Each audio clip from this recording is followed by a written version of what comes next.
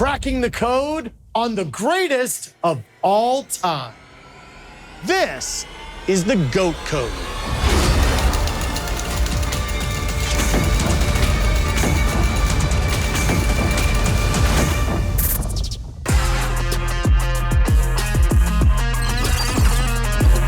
He was born on March 22nd, 1960, in Steel Country, Conway, Pennsylvania.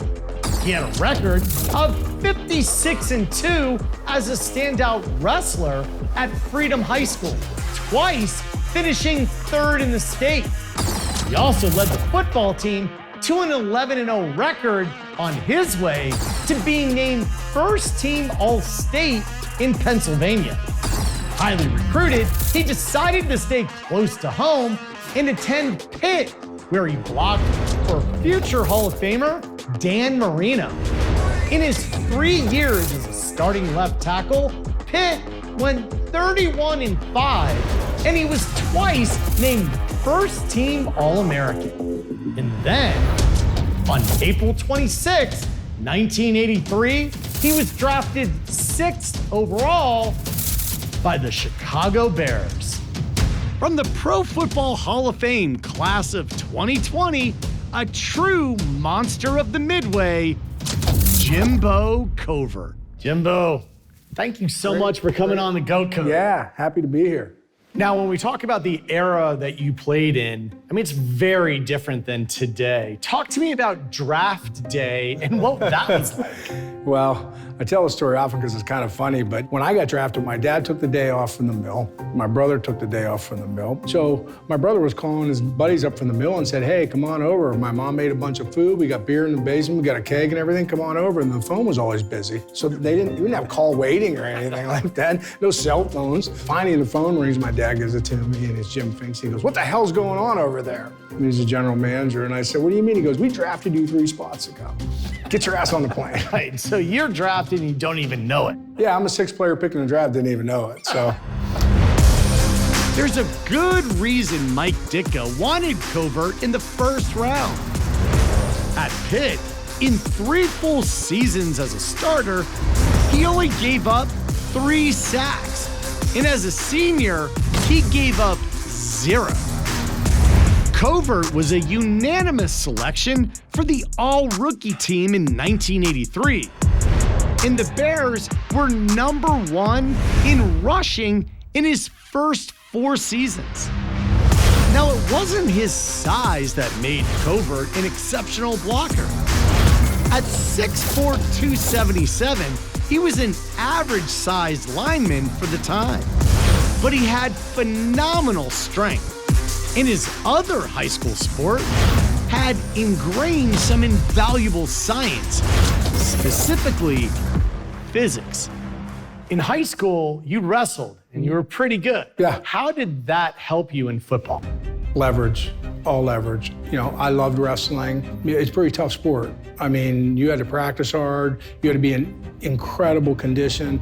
I was probably in the best condition I ever was when I was wrestling and playing football. Like my line coach at Pitt, Joe Moore, used to say, if the guy's helmet is here, your helmet has to be here. Low man wins. And if a guy's helmet is here, your helmet has to be here. So make it work. You can't get leverage unless you're underneath a guy and square, right? And wrestling teaches you that because you can't wrestle high. You have to wrestle low. Covert's technique on the O-line perfectly illustrated the physics of why, when push comes to shove, low man wins.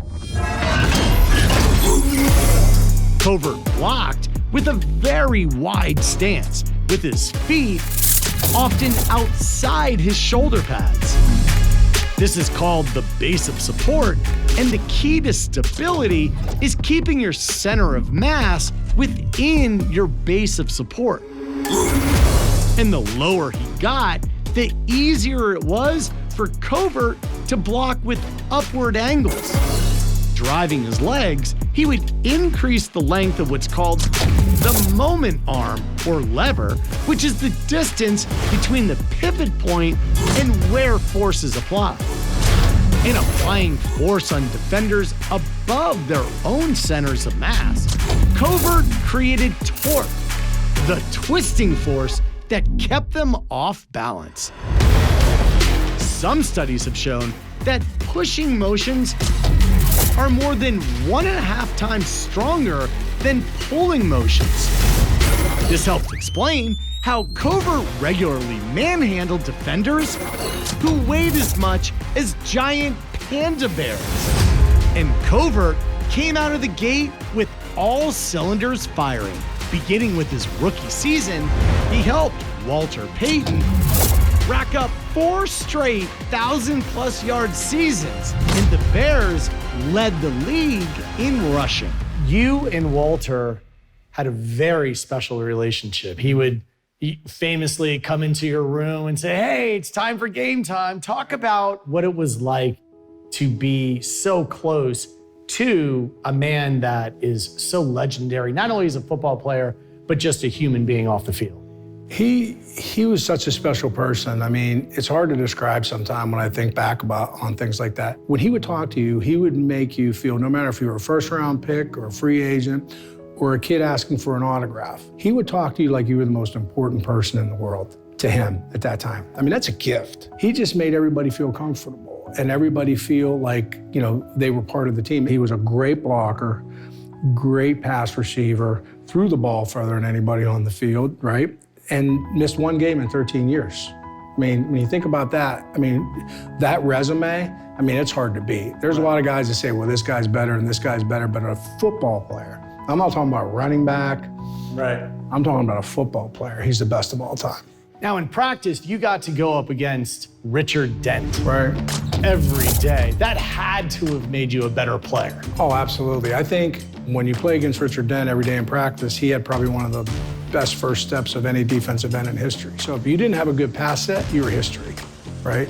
And so made me a much better pass protector, made my pass sets much quicker, made me take better angles, made me get better, more square. We complemented each other, and then I think he needed to work on be a little bit stronger at the point of attack. So we made each other better. Practicing against Richard Dent, one of the game's all-time best edge rushers and future Hall of Famer, had obvious physical benefits, but it also had cognitive benefits, including the development of what's called response inhibition. This is essentially the ability to stop an action that you've started and change actions, crucial to the quick thinking necessary in the trenches. One study of response inhibition found a correlation between level of expertise and response inhibition times. Skilled athletes took, on average, 240 milliseconds to stop an action, while elite athletes averaged around 200 milliseconds. So practicing against an elite defender like Dent helped Covert both physically and mentally. His rapid cognitive processing, his mental game, is why in his 111-game career, Covert was penalized for holding only 12 times. What is a defining moment in your career that you can point to and say, you know what, Jimbo Covert is pretty darn good? I think one of the things that, you know, I had a lot of honors and, you know, in my career, but I think the thing that means the most to me is being elected to be captain by my teammates. Because, you know, a lot of guys get appointed captain, but I was only 25 years old. That was my second year in the league, or 24, I think I was. Yeah, 24. That's, you know, I think back on that, and when your teammates elect you captain, and the offensive captains were Walter Payton and myself, right? And so when your captains were Walter Payton, I mean, how do you get any better than that? So I think I take a lot of pride in that because it came from my teammates. So tell me, what is the difference between good and great? The difference between good and great is all in here and in here. Like, how bad do you want it, right? How hard do you want to work? How determined are you? You know, I've played with a lot of guys, you know, a long time ago and in, you know, years past that were incredible athletes, but they weren't great. And that's a different thing, right? So it's what's in here and what's in here, and we can put them both together. It's pretty formidable. Unbelievable. Jimbo Covert, thank you so much for joining us on the Goat Code. Great to be here. Thanks, enjoyed it. So let's decipher the GOAT code for Jim Covert. Out of 111 regular season games, Covert started 110. He was first team All-Pro twice and made 2 trips to the Pro Bowl. A member of the NFL 1980s All-Decade team, he helped the Bears win their first Super Bowl and was twice named NFL Offensive Lineman of the Year. Now, this is a special player who made his name by making other guys look good. His play was amplified by intangibles like a blue-collar work ethic, exceptional intelligence, and textbook technique. And that all adds up to the code that makes Jimbo Covert a true GOAT.